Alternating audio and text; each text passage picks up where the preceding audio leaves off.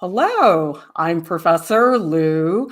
Welcome to our live stream. I'm joined today by two special guest artists. We have Lark Reece, who is a freelance animator and illustrator, and Tatiana Florival, who is an artist and filmmaker. And today we are spilling the tea on life after art school. So we're going to talk to Cian and Tatiana about their experiences because they are both recent graduates of the Rhode Island School of Design. If you would like to grow as an artist and you can't afford an art class, we've got everything you need here at Art Prof: critiques, tutorials, and professional development.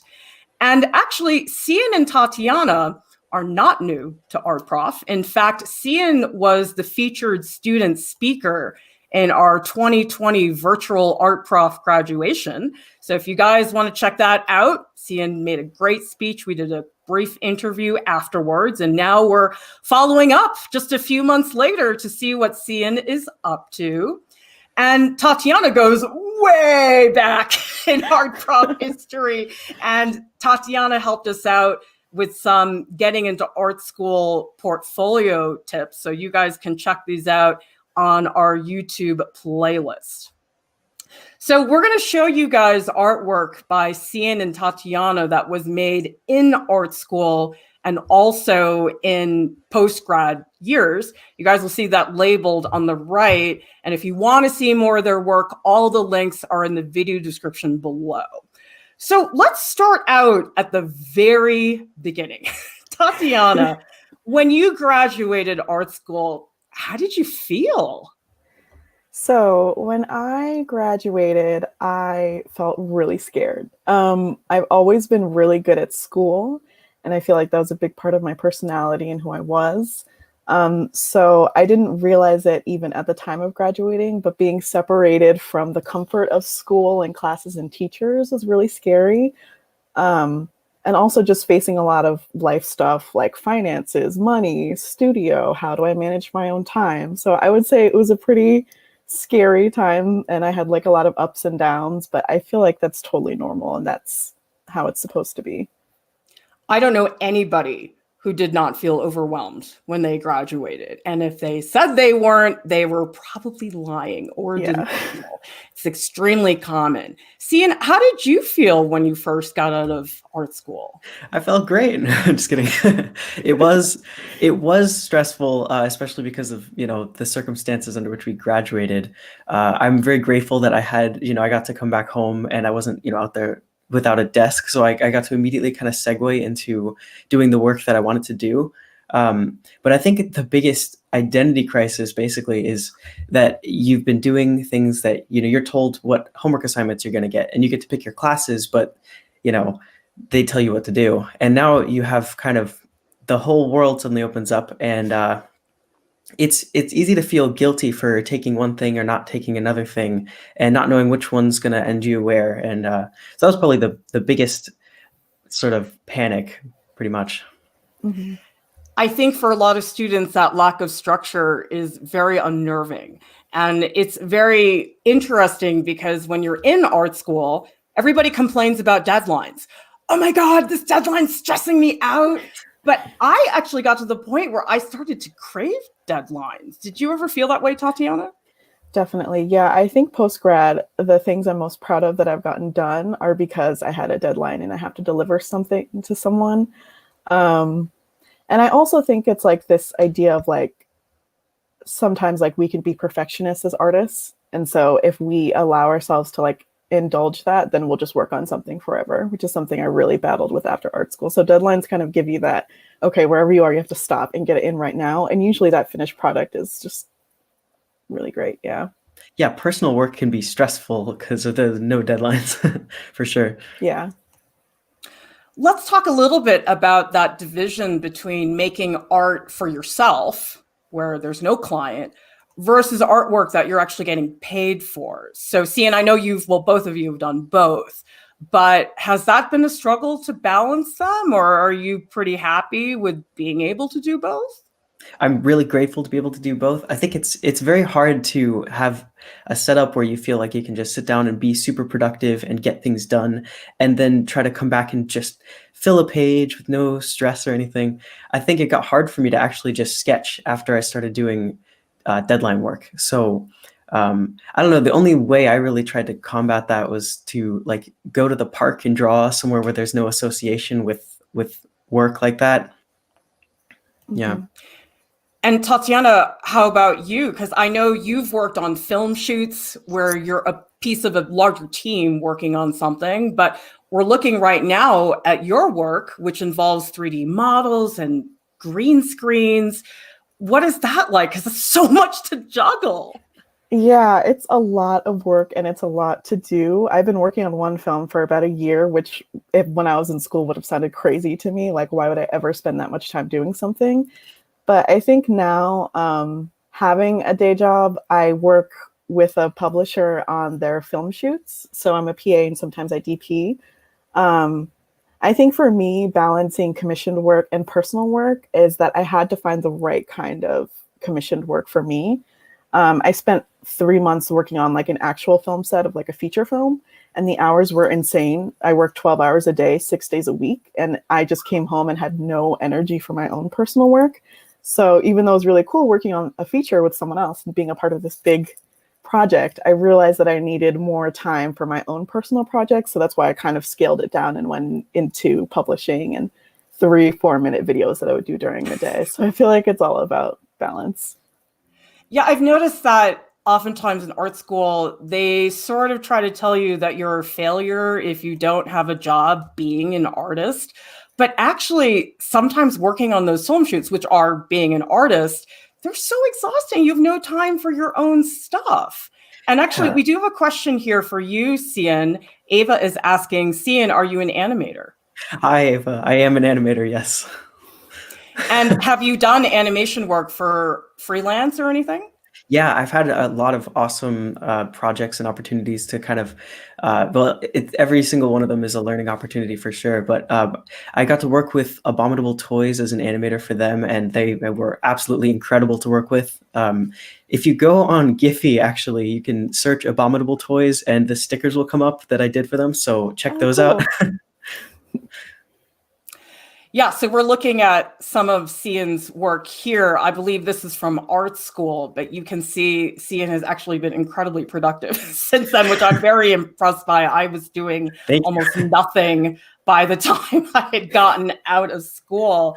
And so, Cian, how would you say the personal work influences or doesn't influence the professional work? Do you try to keep them really separate, or are you trying things that cross over?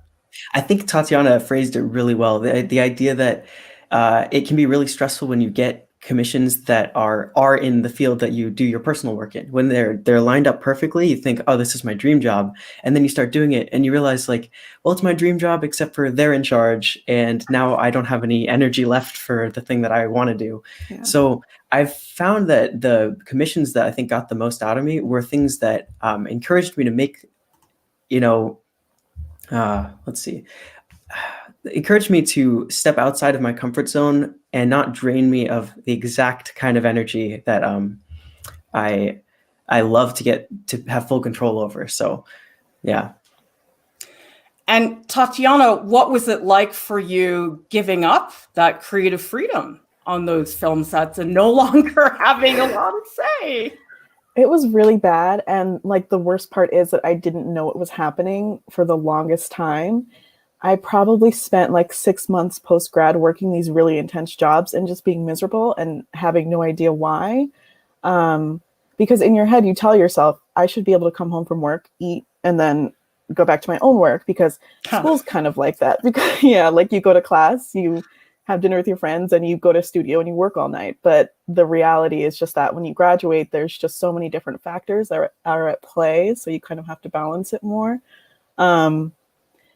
But I think it took me a while to get there, but I think that's okay, because like what you were saying, Clara, and also you see in that, like, you gain all of these valuable skills. And then once you finally find that balance, you can work with those skills and that balance together. So Beautifully said. So, Cian, let's talk about all that. You got to eat, you got to be healthy, Oh yeah, those work a things. job, So be You an gotta get much. yourself artist. haircuts these days because no one will cut your hair.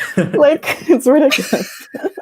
So many problems. How do you deal with that? Because in school, so much of that is just taken care of for you and you don't have to Yeah. worry about it. Let me think. So, I don't know if there's any magical, way to balance them. I think slowly you solve one problem and then you tackle the next one. And so I feel like I'm learning a lot about myself that in art, like in art school, it was pretty much, there's a cafeteria for you. You don't need to find time to do grocery shopping until later on. And I don't know. I think I really do enjoy making my own schedule. So being able to decide intuitively if I feel like working, if I feel like making personal work. And the best thing I've learned to do is to trust that feeling. So if I know I should work, but it's not what I want to do, and I want to make personal work. In the past, I would not let myself do the personal work because that energy should be going into what I have the deadline for. But I stopped doing that, and now I'm just, if I have that urge to make something for myself, I just do that because time is valuable and that energy is very valuable. So, well, your time to make your personal art is so small, unless you're independently wealthy, which most of us are not. And so, Tatiana, when you do have that hour or two to sit down and do something, does that ever stress you out? It does stress me out. And I think what I've had to learn is how to forgive myself and be okay with myself. Especially with making films, there are just so many things that go into it. You have to make the sets, you have to make the costumes, you have to actually film, you have to edit.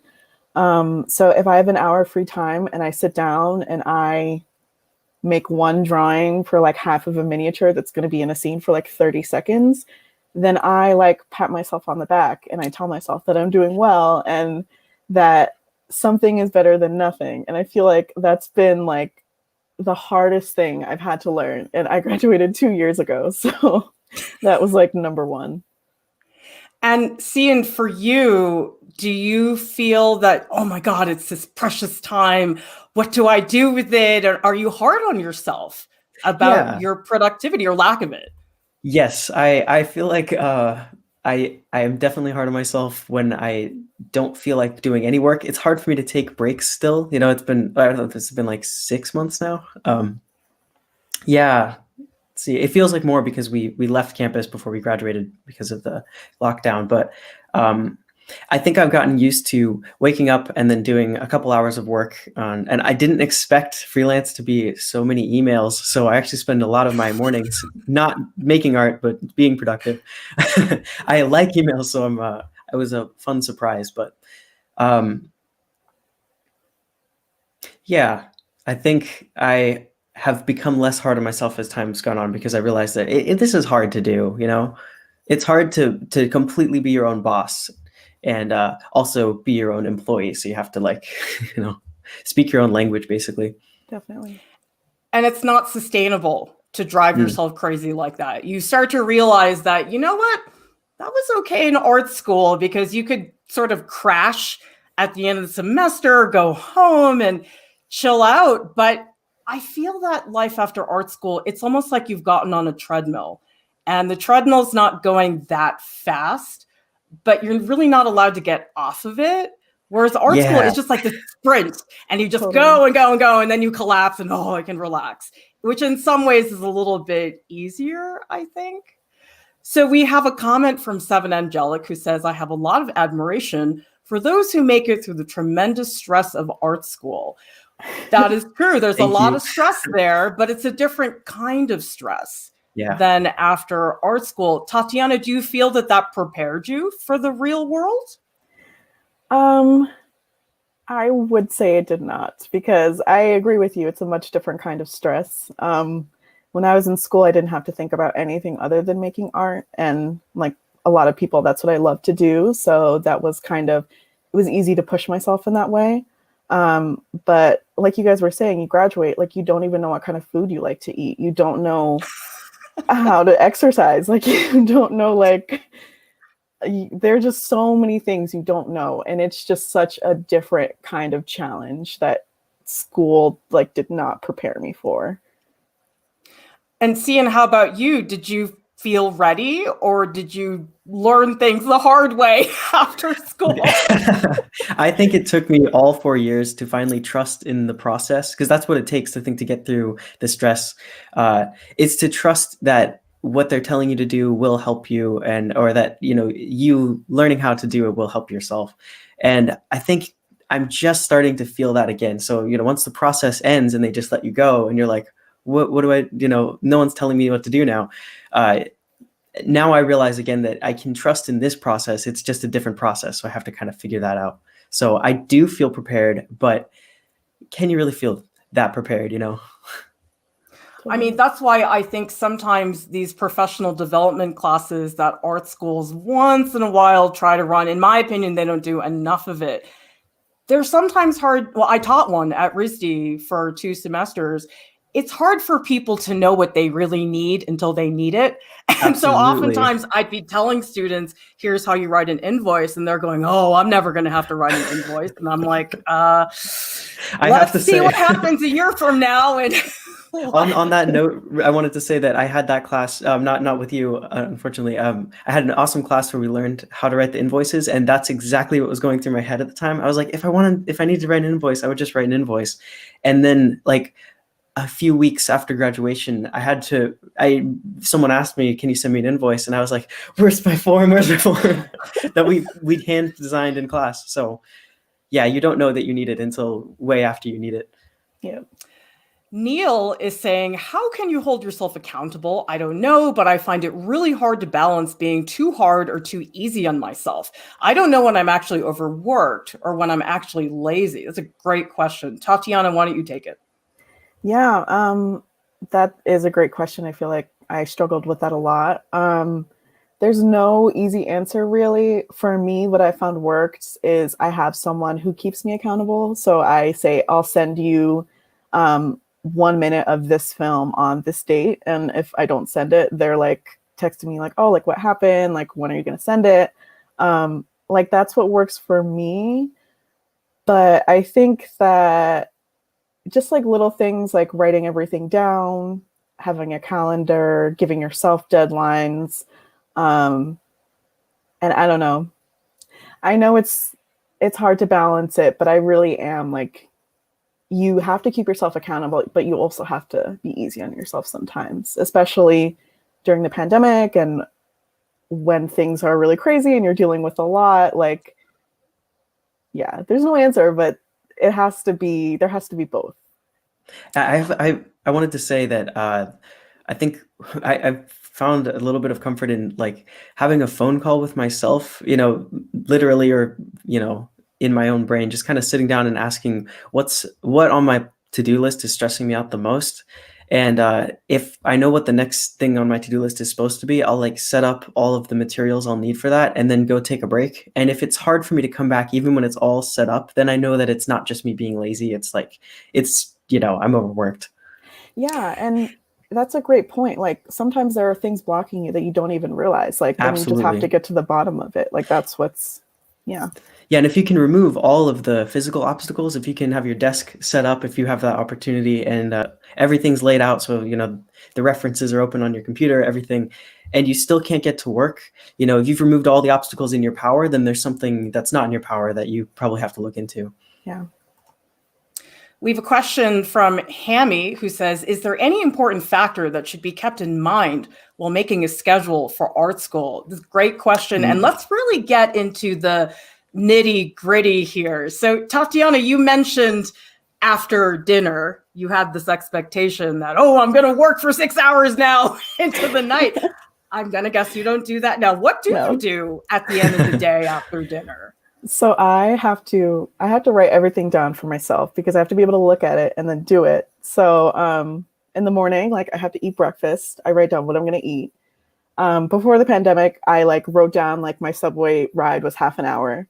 I would go to work for 8 hours, sometimes more. My subway ride back would be half an hour.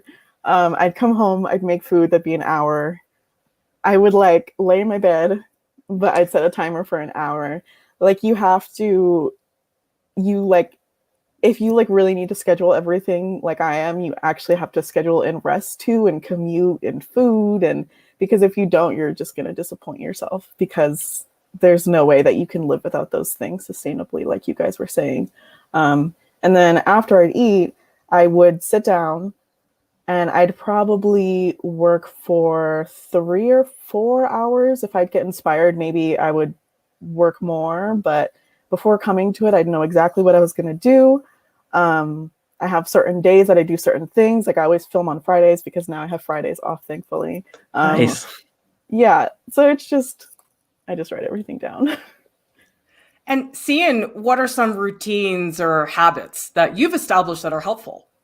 Let's see. I think the main one is I actually turned off my notifications for my phone, except for some certain emergency ones. Because I have some commissioners who I think, are clients who even having them text me is totally fine. They know when to do it and when not to. And then other ones that, they'll text me at hours where it's stressful to like get an email on my phone when I'm just watching a movie. So I think the number one thing I started doing that really helped was just turn off the notifications, and for social media too. So I have a little bit of separation there, and I get to approach it on my own terms. So I would really recommend doing that if it's possible. And another thing is weekends. I have no schedule. I have no schedule imposed upon me, which is awesome. But it means that there's no time when I say, "Oh, hey, it's Saturday. Oh, hey, it's Saturday right now." Yeah. And so it doesn't come naturally to break for weekends. So I wouldn't say that I force myself to take weekends, but I would say that if I have a day and I wake up and I don't want to do it, and it's possible for me not to, do whatever it is, then I let myself have a day off. And as long as I'm meeting my deadlines, that's like a hard rule for me to meet my deadlines, then there's no shame in taking a weekend on Monday. Definitely. And I also think some of you have probably heard that phrase that part-time is not part-time. I mean, sometimes people think, oh, well, I have this schedule, it's so flexible. But then it's like you do find yourself working on Saturday nights sometimes. And that's absolutely. not always a good thing. I mean, sometimes you have to turn everything off. I mean, one thing that I do is if I'm really trying to get something done, I take my phone and I put it in another room, because then I have no temptation to check things, because that can be really disruptive in terms of getting a good workflow. Yeah. John Murph is saying, would you say that the pandemic is affecting productivity and you getting paid in some way? Tatiana, why don't you answer this? Yes, that is a great question. So at the beginning of the pandemic, I moved home. So I'm staying in my childhood bedroom. I'm with my mom and my siblings, who I love very much. And I did not do anything. Work was really busy. I was like, all right, I'm going to push things back. I kept pushing it back. I literally did no personal work for a solid 5 months.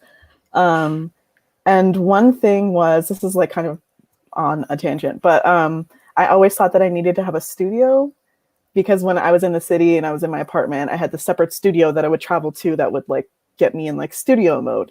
But when I came home after a few months, I realized I have a lot of space in my room. I'm just going to set up my easel, set up my tables, just make it work.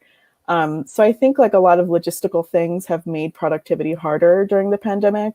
In my case, moving home and space and being with family.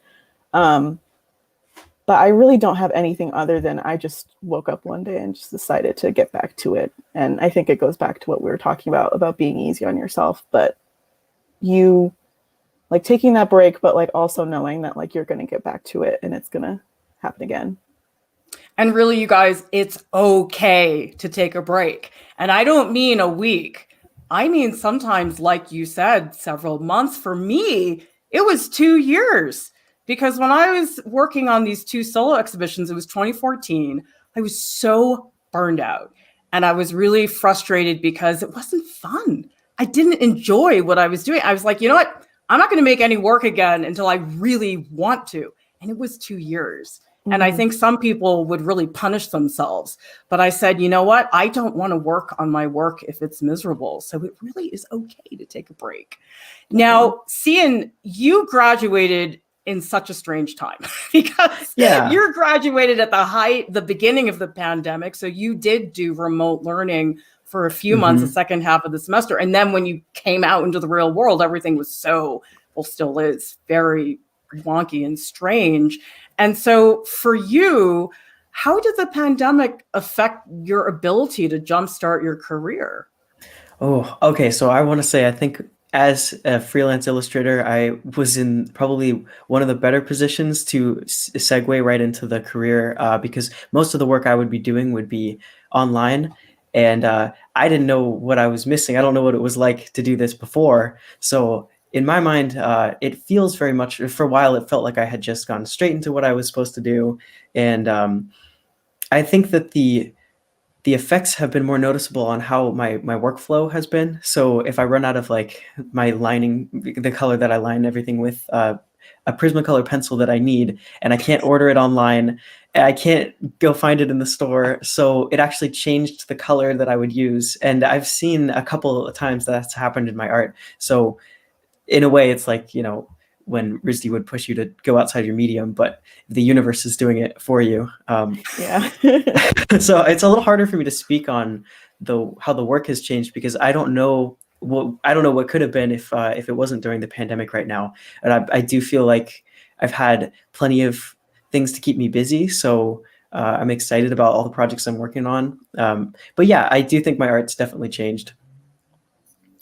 Yeah, I mean, it really depends on your situation. I mean, Cian, I almost feel like you were lucky that you didn't really know what you were missing out on. Well, even if you were missing out on something, because I mean, I've heard really tough stories from post-grads. Like I knew this person who spent so long interviewing for this job. And then right when they started the job, the pandemic hit. And so they started the job remotely, never met the people that they worked with. And then they cut their contract and it was over. They were at that job for, I think, a month and a half. And because of the pandemic, they broke the contract because everything was going wonky. And I just felt terrible. They had to move home because they couldn't afford living in an apartment. It's just like, oh my God, so much. So we have a question from Ava. They're saying, Cian, do you use a tablet or laptop and stylus for animating? Having a hard time deciding what device I should start with for teaching myself how to animate. So many options. Thoughts? Okay, I do not use a stylus. I use my iPad, but I use my finger. I never got used to the stylus thing. So I've heard that's weird, but it wasn't weird to me when I started doing it. I actually animate traditionally. So I have my process. I have a little bit on Instagram, and I also have a Patreon where I go through in detail and I'll do demos. So my Patreon is just my full name and my Instagram is my full name, so the same. But I work traditionally, so it's mostly just scans of my drawings. Cool. And Tatiana, you do some digital work as well. What software have you had to work with, and have you had to teach yourself anything? Yes, so I use Rhino to make 3D models, and then I use Adobe Premiere to video edit, and then Adobe After Effects to add like very basic special effects that I know how to do. I would say that in school, I had to learn Rhino freshman year, and I thought it was useless because I'm not an industrial designer, but that was kind of cool that now I have that skill. Relatable.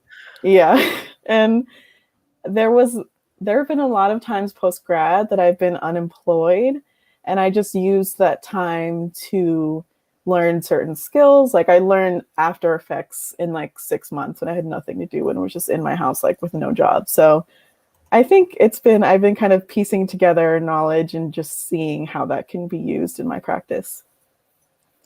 And Cian, I know you were an illustration major when you were at RISD, but we're seeing here you do a lot of animation. And I think sometimes when freshmen at art schools, they have to declare their major, it's so stressful. People feel that they're signing their soul to the devil. Now, what has been the relationship between being an illustration major and what you do now? Yeah, Tatiana and I were just talking about how much of a ceremony goes into when you choose your major. You play the music, and you have all your friends around to click the button for you. Uh, it was a big deal, and I remember I had considered a couple different majors. I obviously considered animation. It's something I've been doing since I was a kid. Um, but I also think that the illustration major, the reason I was drawn to it is because it really was not medium specific. So they encourage you to illustrate concepts through any medium or whatever medium is best for the concept, really. And that it gave me a few opportunities to continue, practicing animation and branch out in media. So yeah, it was surprising that I think animation has been the most helpful skill with the projects I've been working on for freelance. So every time I get a project that's an illustration job, uh, there's a good chance that when I tell them that I love to animate for them, that will help the project go farther. There'll be more collaboration between me and them. I get to learn things, and also that's a bigger project, so there's more pay. So uh, sometimes that ability to turn like a still illustration into an animation has been the coolest like party trick that I managed to pick up. So yeah, I don't know. What was the question again? The original question? I don't remember, honestly. So Cool. Basically, let's talk. Yeah, go ahead. Basically, yes. I love animating. I've always loved it. And for school, I really wanted to learn more about the client-artist relationship. And I think that I learned a lot about that. So coming out here and actually doing it in the freelance world, it felt like it segued really naturally. But I definitely felt for a second like, is there something else that I should be doing? Is it weird that I'm doing this? And no, it's not weird. Cool. And Tatiana, you were a painting major. In fact, Tatiana was my teaching assistant for one semester when I taught a painting from observation class. Yet you're doing all film, you're doing a lot of Premiere and digital stuff. How does that cross over? Yes, so I was a painting major. It always made sense to me to be a painting major. I just liked making paintings. But my junior year, I really had a big artistic identity crisis about why I was making what I was making and who it mattered to and if it mattered to me. And then I thought back to when I was a child and what I loved to do and also the media that I enjoy consuming.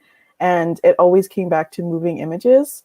But that being said, I feel like majoring in painting was really great. Like if I went to grad school, I'd major in painting again. I think it's just it wasn't so much a major to me as a way of thinking, like how you put together images, how you choose colors. And I think all of that goes into the films I'm making now. So I feel like it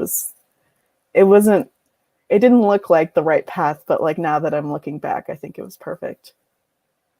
I mean, I don't even know if people here know, but I was an illustration major, which cracks me up because I have literally never done an illustration gig ever in my entire life.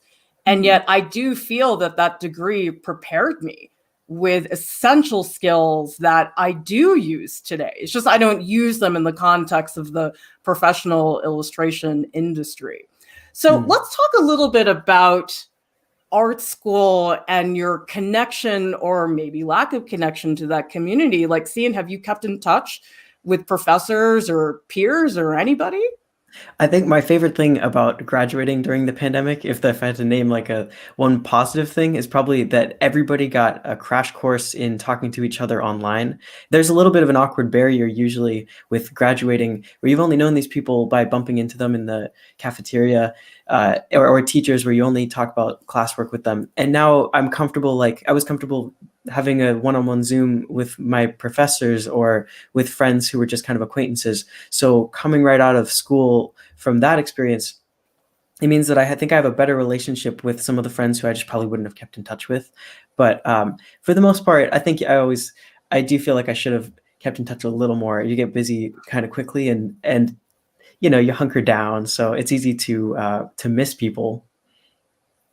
Tatiana, how about you? Have you kept in touch with people? I mean, we're in touch, obviously, but I don't know about peers or other professors that you've had. No. And I So I feel like Cian was kind of saying, when I get really busy or I feel like I'm going through like a rougher patch, I tend to self-isolate. So that's just like a personal thing. But I feel like that has not been good for me.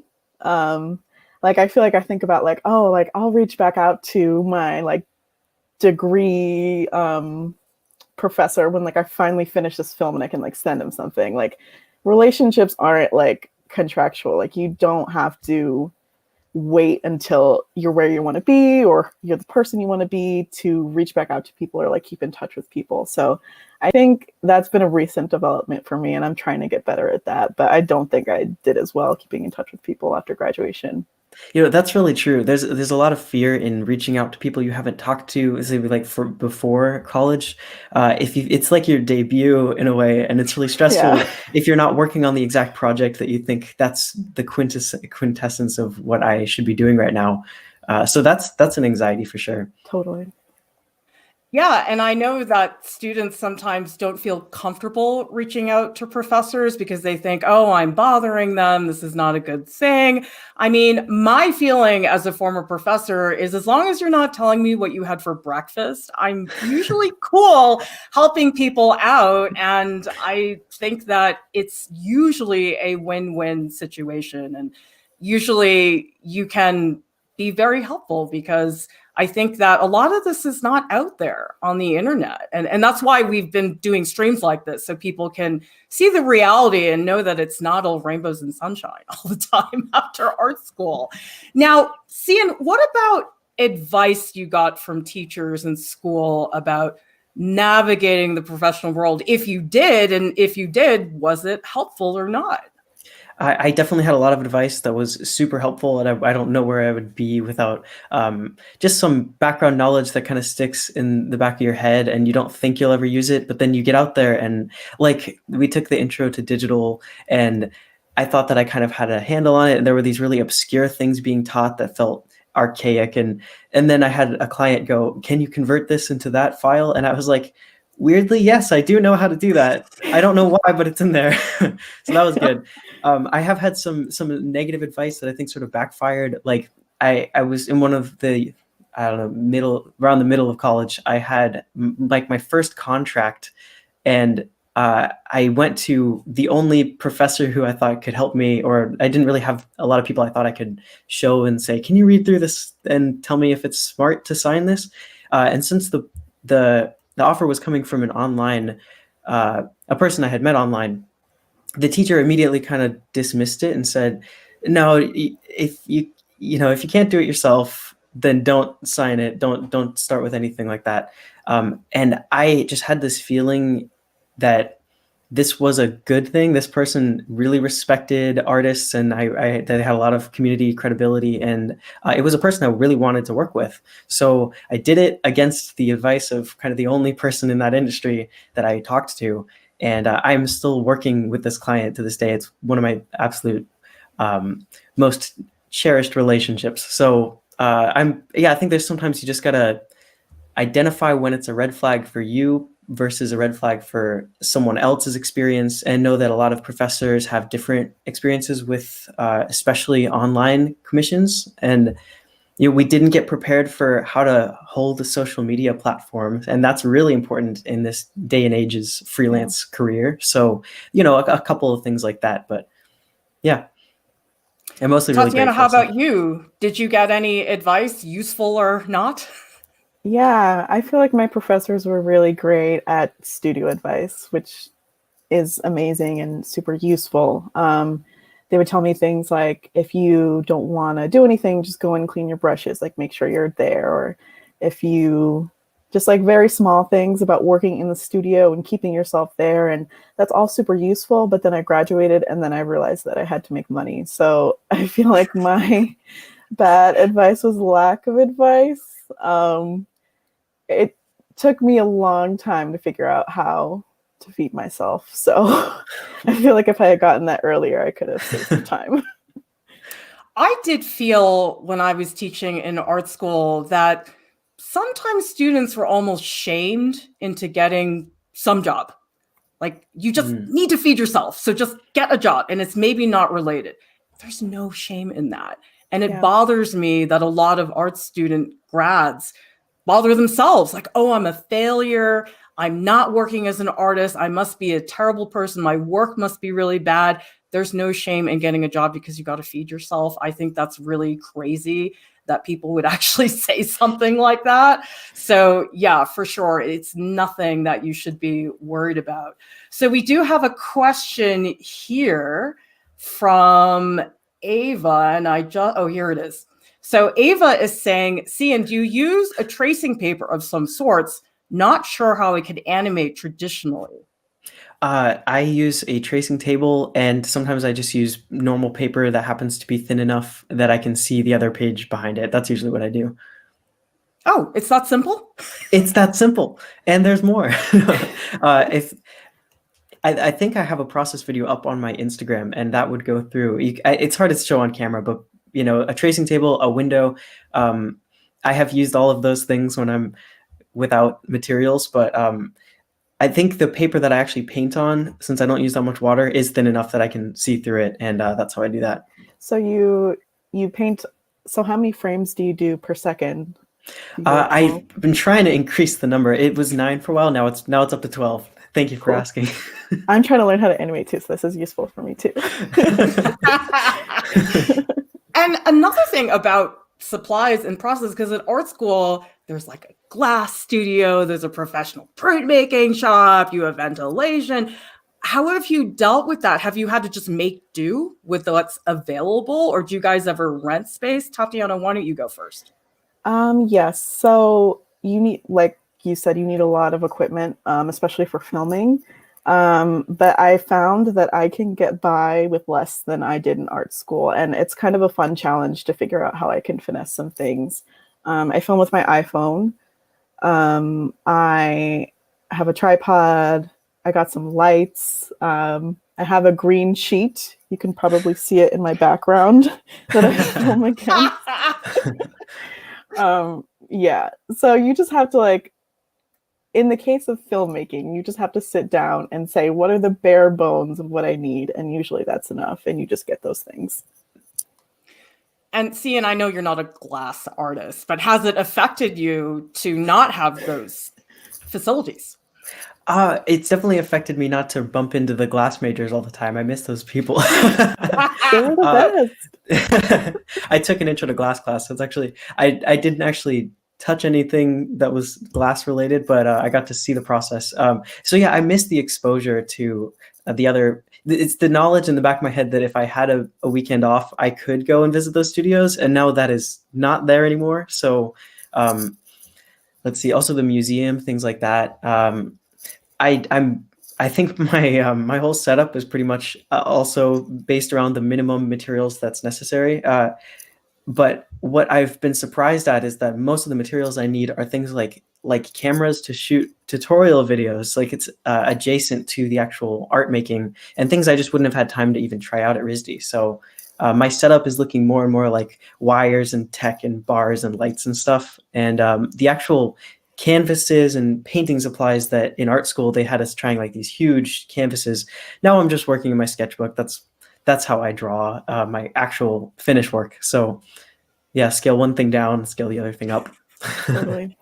But sometimes I think even though it may feel like a limitation, it does make you get very creative about what you can do with almost nothing. And I think about myself as such a hands-on artist, but most of my days on the computer and phone and doing tech stuff. And I think sometimes we don't realize how much bigger our roles are as artists. So it's not just the drawing. There's so many other things that are involved.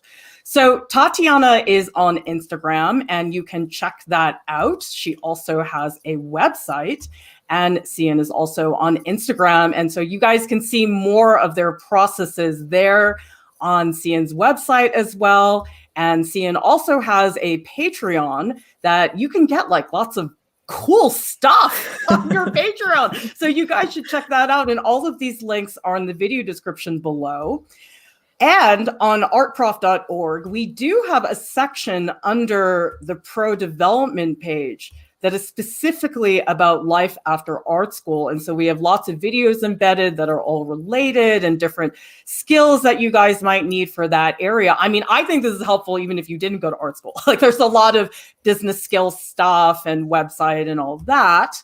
And we also have this video, which is how art schools fail at career prep, because I think as you guys have seen that there are lots of holes going on in terms of what's covered in art school. Art Prof has a podcast. It's available on Spotify and also on iTunes. And in a little bit, in a few minutes, I will be in the Art Prof Discord hanging out in the post live streams channel. If you want to tell me what you had for breakfast, you can tell me that. That's fine. I just don't want an email about it. And thank you so much to our top Patreon supporters who make it possible for us to keep Art Prof 100% free and accessible to everybody. Thank you guys so much for watching. We'll see you next time.